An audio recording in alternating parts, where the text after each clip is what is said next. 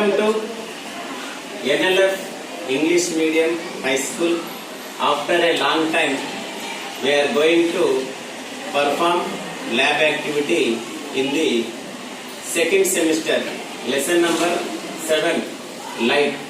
So today's activity is to verify first law of reflection. First of all, tell me what is first law of reflection. Shashikala.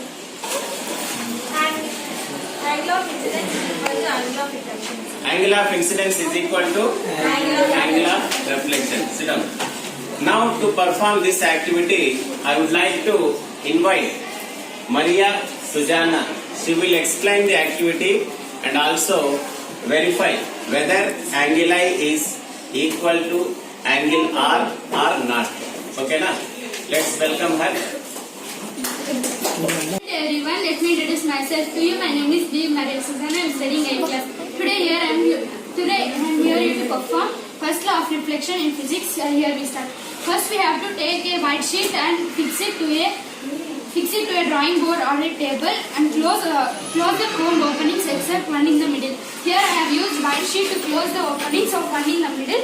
You can see that. Now we have to take the comb and keep perpendicular to the sheet of paper. After that you have to keep the torch ready and here we perform. Here we can see the reflected ray. You continue. Here we see the reflected ray. Draw a line 90 degrees perpendicular to representing mirror at the point where the incident ray strikes the mirror. This line is known as the normal. So the reflecting surface. Now between these two lines is called normal ray, and the incident ray is equal to reflected ray. Thank you.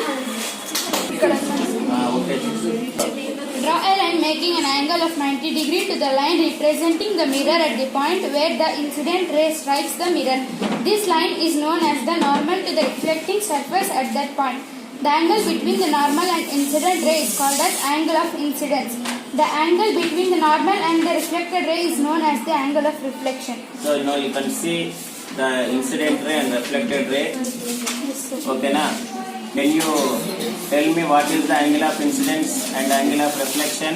Angle of incidence is 30 degrees and angle of reflection is equal to 30 degrees. So from this activity, we conclude that angle I is equal to angle R. From this activity, we conclude that angle of incidence is equal to angle of reflection. Hope you understand today's activity.